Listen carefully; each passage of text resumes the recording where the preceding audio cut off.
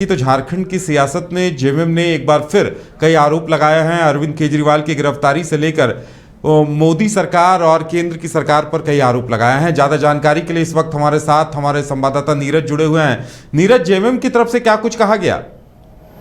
देखिए, आज झारखंड मुक्ति मोर्चा का जो हरमू रोड स्थित कैंप कार्यालय वहां पर एक प्रेस कॉन्फ्रेंस आयोजित किया गया था। कह सकते हैं संयुक्त प्रेस कॉन्फ्रेंस थे, जहां कांग्रेस के कार्यकारी अध्यक्ष बंधु तिर्की भी उस कॉन्फ्रेंस में मौजूद थे और दोनों संयुक्त रूप से कहीं ना कहीं जो है केंद्र सरकार पर निशाना साधते हुए नजर आए और केंद्र सरकार को तानाशाह तक बता दिया। और कहीं ना कहीं एक जो एग्जाम्पल दिया गया है वो पूर्व मुख्यमंत्री हेमंत सोरेन और जो बीते दिन दिल्ली के जो मुख्यमंत्री हैं अरविंद केजरीवाल, उनकी गिरफ्तारी हुई है, उस पर कहा है कि जो आधार दिया गया है गिरफ्तारी का वो आधार जो है गलत है। कोई जो है वैलिड रीज़न नहीं दिया गया है गिरफ्तारी का। और पीएमएलए के तहत जो ईडी को पीएमएलए 50 के तहत जो शक्तियाँ प्रदान है उसमें सिर्फ राष्ट्रपति, राज्यपाल और न्यायाधीश, इन 3 संवैधानिक पदों को छोड़ दिया जाए तो वो किसी को भी ईडी की टीम जो है वो गिरफ्तार कर सकती है। वो कहीं ना कहीं शक्ति का दुरुपयोग करने के लिए जो है ये धारा बनाई गई है।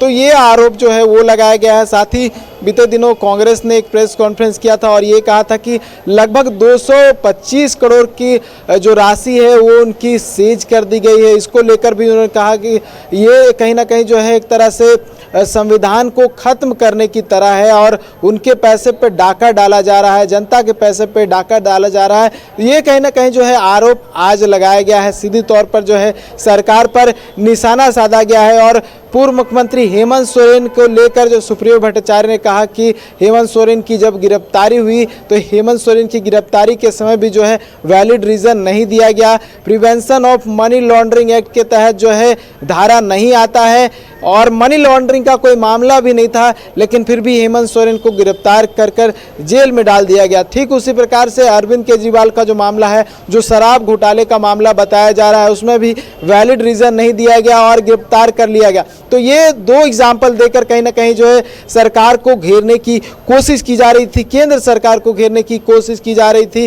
कई और भी मामले थे, जैसे इलेक्टोरल बॉन्ड था, वो उस पर कहीं ना कहीं जो है आरोप लग रहा था। ये कहा जा रहा था कि इलेक्टोरल बॉन्ड के माध्यम से जो है बीजेपी को फंड मिलता है और फिर ईडी की टीम वैसे लोगों पर कार्रवाई नहीं करती है या कार्रवाई से एक दिन पहले जो है फंड मिल जाता है।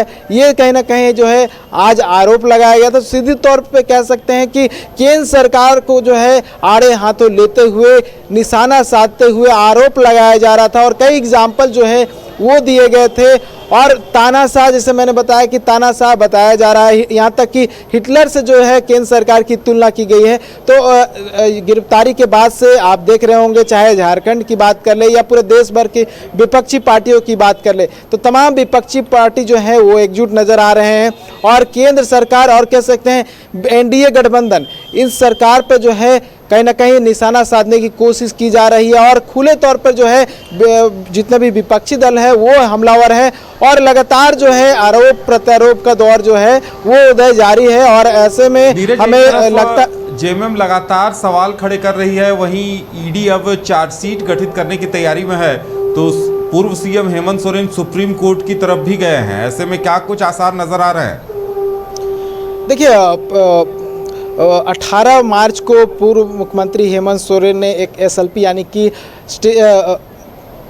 स्पेशल लीव पिटीशन दाखिल किया है और झारखंड हाईकोर्ट और पीएमएलए की विशेष अदालत की जो याचिका कोर्ट ने जो याचिका खारिज कर दिया था उसको चुनौती दी है। सुप्रीम कोर्ट में 1 अप्रैल को मामले की सुनवाई होनी है और ये जो बजट सत्र था, बजट सत्र में शामिल होने की आग्रह उन्होंने कोर्ट से की थी। पीएमएलए कोर्ट ने उनकी याचिका को खारिज कर दिया था।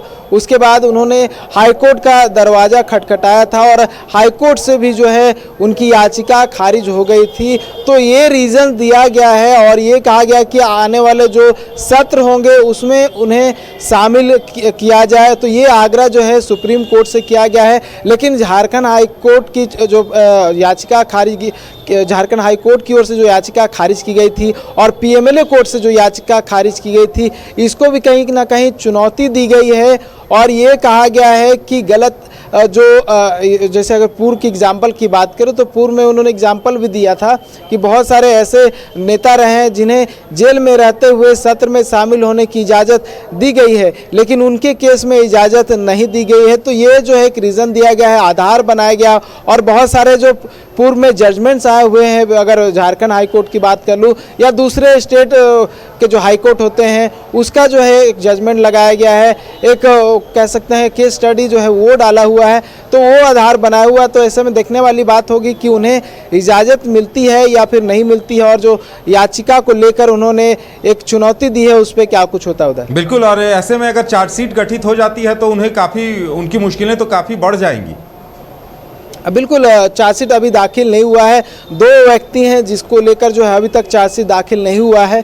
जो एक मुख्य सरगना जिसे बताया जा रहा है भानु प्रताप प्रसाद जो कि बड़गांव के तत्कालीन सीआई थे वो, और हेमंत सोरेन, ये जो है इससे पहले बहुत सारे और लोगों की गिरफ्तारी हुई थी, बहुत सारे और भी है अभियुक्त थे। लेकिन अगर अभी ताज़ा मामला की बात करूं तो ताज़ा मामले में हेमंत सोरेन की गिरफ्तारी हुई थी और उन्हें भी जमीन घोटाले के तहत जो है वो लिया गया था, गिरफ्तार हुए थे वो, और अभी चार्जशीट दाखिल नहीं हुआ। हालांकि इससे पहले जितने भी आरोपी हैं उनके खिलाफ चार्जशीट दाखिल हो चुकी है और कोर्ट में ट्रायल भी चल रहा है, लेकिन भानु प्रताप प्रसाद की अभी तक चार्जशीट दाखिल नहीं हुई है और हेमंत सोरेन की भी चार्जशीट दाखिल नहीं हुई है। ऐसे में ये उम्मीद लगाया जा रहा है कि जल्द ही इन दोनों को लेकर चार्जशीट दाखिल हो सकती है और क्या कुछ आरोप है वो उसमें इंक्लूड किया जाएगा और किन किन धाराओं के तहत जो है इन पर आरोप लगा है वो भी उस चार्जशीट में दाखिल किया जाएगा। तो चार्जशीट का इंतजार करना होगा, क्या कुछ आरोप लगे हैं और क्या कुछ आधार जो है ईडी ने दिया है उधर।